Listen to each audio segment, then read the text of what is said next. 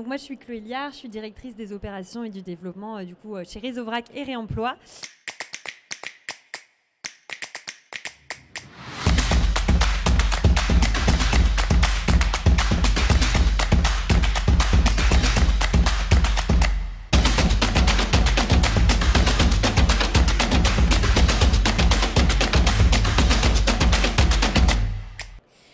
Donc, dans cette conférence, je vais vous représenter rapidement qui est Réseau Vrac et Réemploi, parce qu'on a un petit peu changé. Pour ceux qui viennent nous voir tous les ans sur le forum, on a une petite évolution depuis l'année dernière.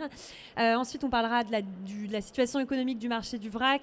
Je vous présenterai un peu le contexte du vrac. Enfin, dans le contexte inflationniste, en fait, c'est des résultats d'une étude qu'on a fait en partenariat avec Nielsen. Et puis, les résultats de notre baromètre interne qu'on fait passer à nos adhérents tous les semestres et qui vous montrera un petit peu où est-ce qu'on en est dans les signaux de reprise du marché. Donc, rapidement, pour Réseau Vrac et Réemploi. Donc, pour ceux qui ne nous connaissent pas ou pour ceux qui nous connaissaient, mais pas forcément notre nouvelle identité, donc on est une association professionnelle loi 1901 créée en 2016.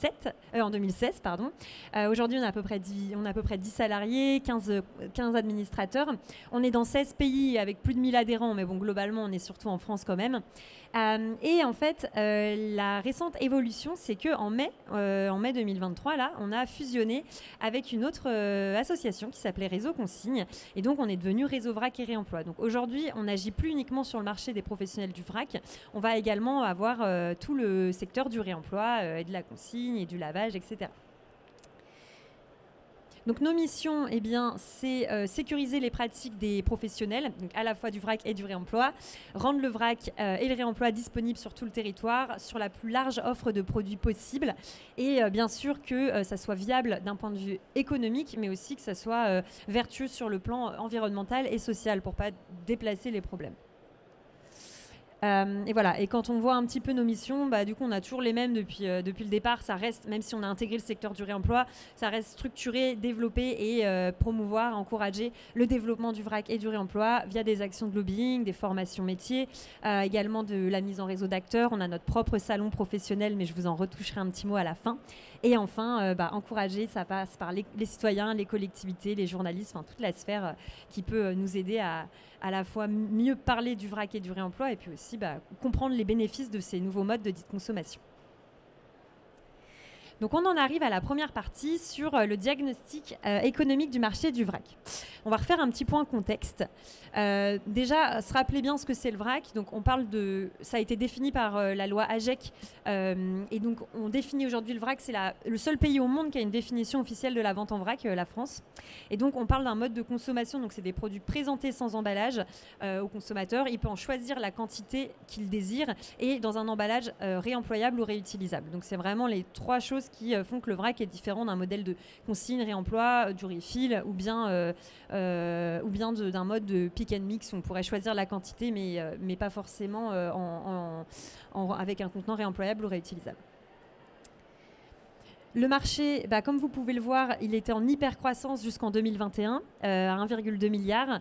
Et puis ensuite, ce qui s'est passé, on le connaît tous, mais bon, la crise Covid, l'inflation, tous ces chocs-là ont impacté fortement les dynamiques de consommation vrac.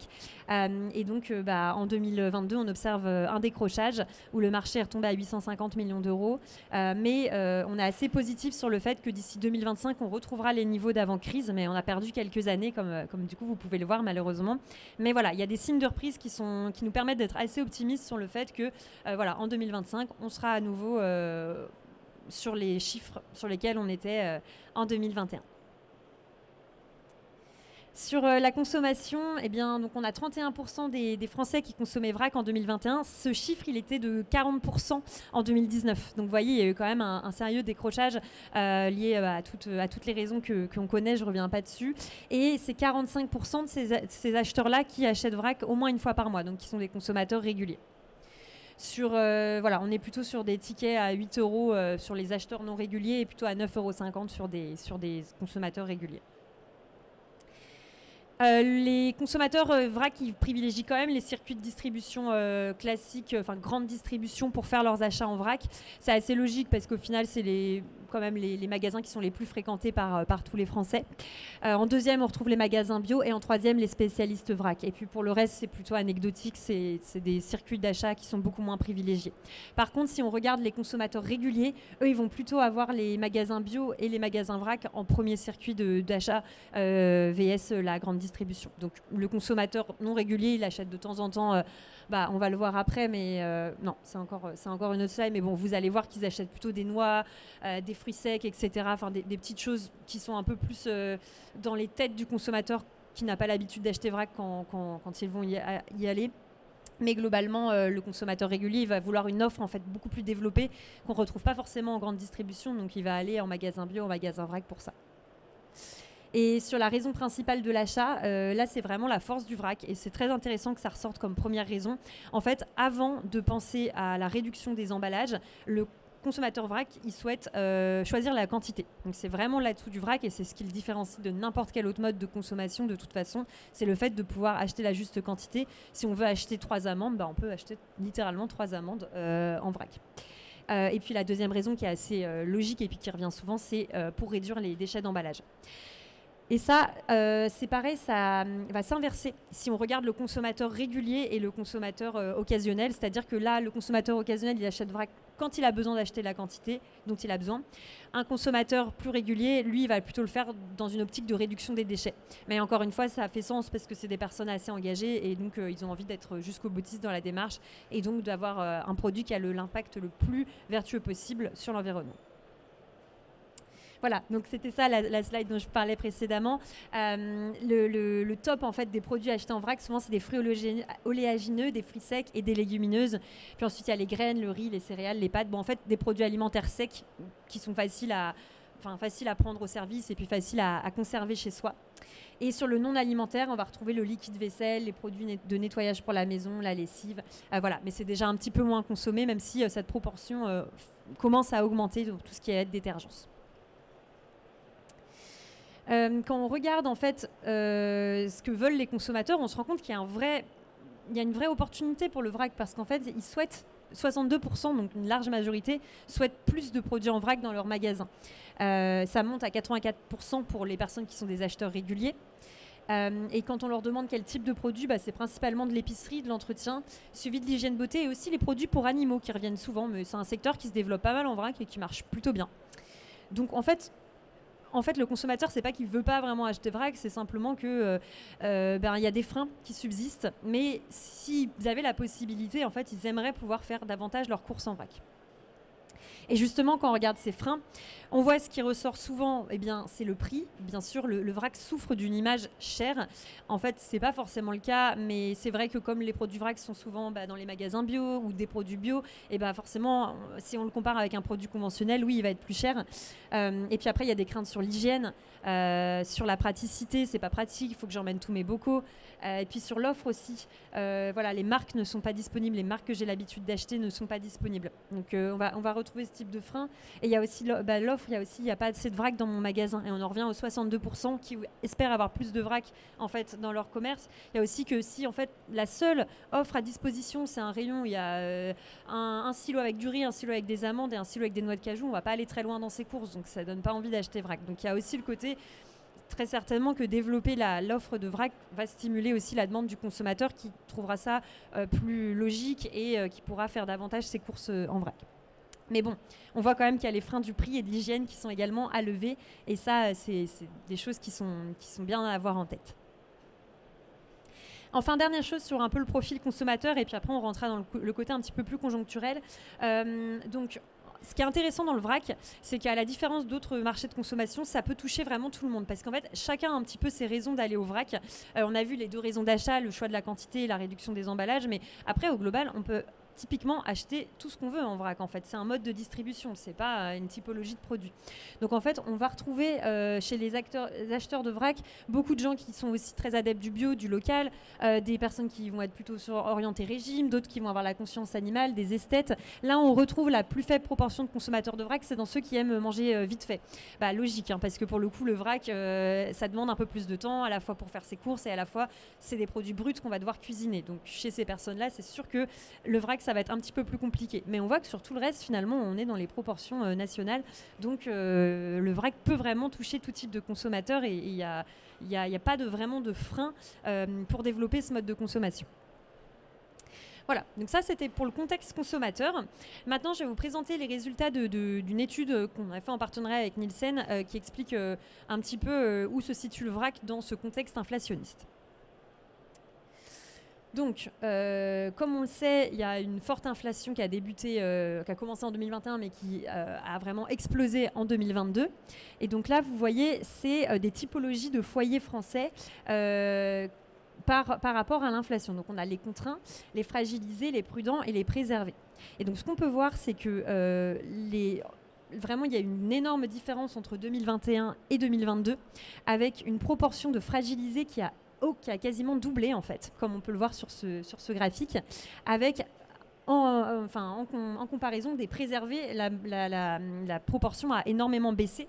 Elle est passée de 24% à 9% en 2022. Donc voilà, ce qu'on appelle les préservés, c'est des gens qui n'ont pas forcément besoin de changer leurs habitudes par rapport à l'inflation parce qu'ils ont un pouvoir d'achat qui n'a pas énormément diminué, tandis que les fragilisés, au contraire, ont vu leurs revenus baisser et leur pouvoir d'achat énormément diminuer. Bon, il y a une stabilisation entre 2022 et 2023 quand même, ça ne bouge plus, mais voilà, on voit qu'il y a un énorme changement là-dedans, ce qui explique aussi la diminution d'achat du bio et du vrac. Encore une fois, le vrac n'est pas forcément plus cher, mais est perçu comme tel, donc les acteurs font attention vont pas forcément aller vers ce type de consommation-là. Parmi les actions que les Français touchés par l'inflation ont menées, il y a 3 grandes catégories qui ressortent. Et ça, c'est des choses qui aujourd'hui se sont stabilisées et vont rester dans les habitudes. Le premier moyen adopté pour faire face à l'inflation mais pas trop se contraindre, ça va être faire attention au gaspillage. Donc ne pas acheter plus que ce dont on a besoin, voilà, pour éviter de jeter derrière. Ça va être quelque chose de très fort qui va beaucoup ressortir. Ensuite, c'est la restriction du budget en habillement. Ça a été quelque chose qui a été très fort, plus fort que jamais finalement. Et puis, la dernière chose, c'est la restriction du budget loisirs hors domicile. Donc ça ne concerne pas uniquement les vacances, c'est au global. On va moins faire de sorties, on va moins aller au restaurant, au cinéma, etc., etc.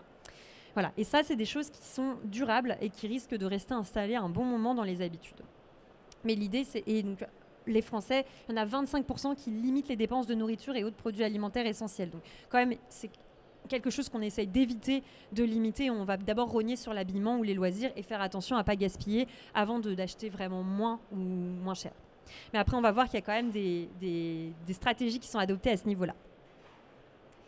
Donc, sur les moyens de faire des économies sur tout ce qui va être PGC, les 4 premières grandes stratégies adoptées, donc ça va être déjà essayer de regarder le prix, là où le prix va être le plus intéressant. Donc il va y avoir beaucoup plus de comparaison du consommateur entre deux produits pour savoir quel est le produit le plus intéressant financièrement à acheter finalement.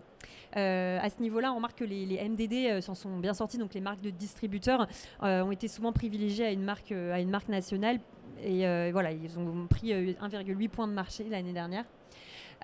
Sinon, c'est les promotions. Donc, les Français vont beaucoup regarder les promotions pour pouvoir faire des bonnes affaires finalement. Ensuite, on va avoir les prix réduits sur ils vont essayer d'acheter plutôt des produits dont la date de péremption arrive, puisque souvent les prix sont réduits. Donc, on va aller sur des DLC plus courtes. Et enfin, faire attention à moins gaspiller. On revient à la stratégie précédente qu'on voyait, la chasse au gaspillage. Ici, sur les PGC, elle ressort en 4e position. Donc bon, ça, c'est des choses assez intéressantes finalement pour le vrac, puisqu'on voit qu'il y a des choses, réduction des quantités pour éviter de gaspiller, aller sur des DLC plus courtes, mais donc ça veut dire qu'on va retourner plus souvent en magasin pour refaire son stock. Donc ça, c'est des choses sur lesquelles le vrac a sa carte à jouer et finalement peut bénéficier d'un effet d'opportunité. Et donc, ce qui est intéressant là-dedans, c'est qu'on voit que le vrac commence un peu à reprendre des couleurs. Alors, ça sera bien sûr à vérifier dans le temps, mais on a un léger rebond qu'on n'avait pas connu depuis longtemps, puisque vous voyez, en 2019, on était au plus haut niveau, les 40%, c'était au moment de l'apogée du marché, mais depuis ça avait cessé de décroître pour atteindre un 31% de consommation vrac, le chiffre que je vous présentais précédemment en 2021. Et là, en juillet 2023, on était de retour sur un 34%, donc c'est positif, ça veut dire que ça repart. sans doute lié aussi aux effets de faire attention à ce qu'on consomme, moins gaspiller, etc. Où vraiment le vrac a une carte à jouer et peut bénéficier de cette opportunité-là. Et donc ça représente environ 2,3 millions d'acheteurs réguliers, donc des personnes qui font plusieurs achats par mois. Voilà. Et la dernière chose qui est intéressante dans cette étude, c'est qu'on voit qu'il y a 37% des Français qui, dans leur mode de consommation, accordent beaucoup d'importance au développement durable. Et il y a une prise de conscience qui est assez importante. Ce qu'ils mettent derrière, c'est une pratique meilleure pour la planète, la protection des ressources, la limitation des émissions carbone et les réductions de la pollution. Donc ça, c'est pareil. Le vrac peut s'appuyer aussi sur cette volonté quand même, cette conscience environnementale qu'ont les consommateurs. C'est pas qu'ils ne veulent pas en fait et qu'ils ne sont pas soucieux de ces questions-là. C'est vraiment des contraintes économiques fortes qui pèsent sur le budget des ménages. Mais donc en conclusion, finalement, on voit qu'il y a une légère reprise dans les chiffres de consommation et ça, il faut qu'on continue, que tous les acteurs professionnels et des associations comme les nôtres à en fait encourager le consommateur à aller vers ce mode de distribution qui à la fois est plus vertueux environnementalement parlant puisqu'il va permettre de réduire le gaspillage et les déchets d'emballage. Et donc on voit que c'est quand même un souci des Français et en même temps qui va permettre en fait d'acheter exactement la quantité, donc d'éviter de gaspiller, d'acheter plus que ce qu'on a besoin. Dans un contexte où on a un budget limité, ça peut être vraiment une force d'avoir ce mode de consommation-là pour contrôler son budget. Donc en tant que professionnel du vrac, si vous avez une offre, il y a vraiment une carte à jouer à ce niveau-là et nous on est assez optimistes sur le fait que maintenant ça commence à stabiliser et qu'on va pouvoir réimplanter les messages pour pouvoir faire repartir la consommation dans ce marché. Et pour finir, ma dernière partie, en fait, en interne, on réalise aussi notre propre baromètre auprès de nos adhérents, donc qui sont plutôt des commerces spécialisés vrac. Et en fait, on observe également cette reprise-là du marché.